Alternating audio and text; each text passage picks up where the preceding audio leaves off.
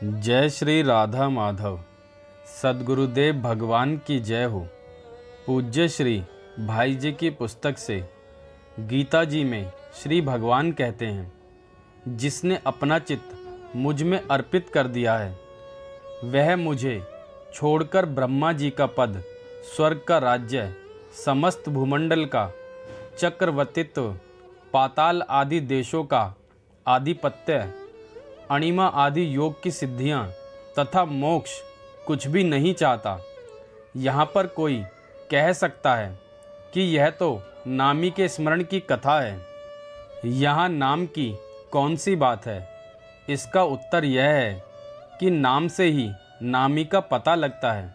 हम यदि अपने पिता के स्वरूप का स्मरण करते हैं तो पिता इस संबंध नाम का स्मरण पहले होता है। नाम बिना नामी की कल्पना हो ही नहीं सकती। नाम ही नामी की पहचान कराता है। गोसाई जी ने बहुत ही सुंदर कहा है, देखहूँ रूप नाम आधीना, रूप गयन नहीं नाम बहीना, रूप विशेष नाम बिनु जाने, करत लगत नहीं पर ही पहचाने। रूप नाम के अधीन ही देखा जाता है। किसी के हाथ में हीरा है, परंतु जब तक उस हीरे को वह हीरा नहीं समझता तब तक उसे रूप का ज्ञान नहीं होता। रूप का ज्ञान हुए बिना वह उसका मूल्य नहीं जानता। जब किसी जौहरी से उसका नाम हीरा जान लेता है तभी उसे उसकी बहुमूल्यता का ज्ञान होता है। इससे यह सिद्ध हो गया कि नाम का स्मरण हुए बिना नामी का ज्ञान नहीं होता। नाम का कुछ दिनों तक स्मरण करने पर साधक के अंतर में जो एक आनंद का सरोवर बंधा पड़ा है उसका बांध टूट जाता है। वह सुख की प्रबल धारा में बह जाता है।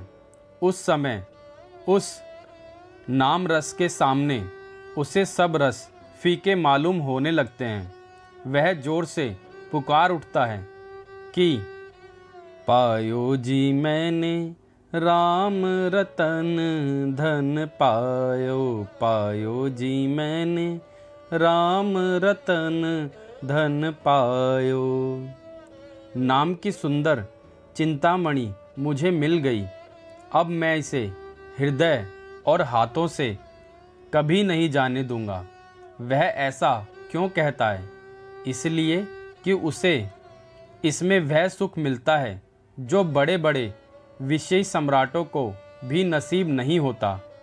भगवान कहते हैं, मुझ में चित्त लगाने वाले और समस्त विषयों की अपेक्षा छोड़ने वाले भक्त मुझसे जो परम सुख मिलता है वह सुख विषयासक्ति चित्त लोगों को कहाँ से मिल सकता है। मन जितना ही विषयों का चिंतन करता है उतना ही संसार में बनता है, क्योंकि विषय चिंतन से ही क्रमश संग, काम, क्रोध, मोह, स्मृति भ्रंश, बुद्धिनाश और अंत में सर्वस्वनाश होता है। मन में पहले पहले जब स्फुरना उठती है तो वह तरंग के सुदृश्य होती है, परंतु वही आगे जाकर समुद्र बन जाती है।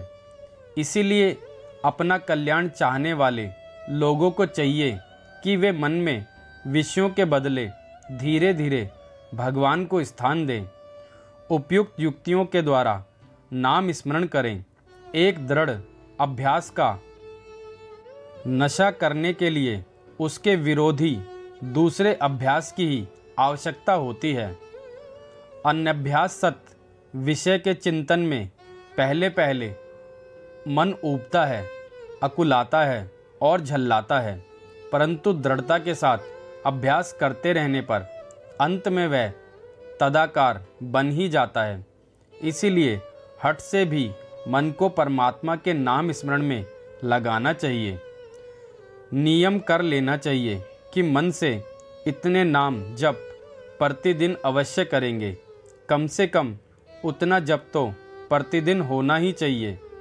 स्मरण से ही मन में प्रेम की उत्पत्ति होती है।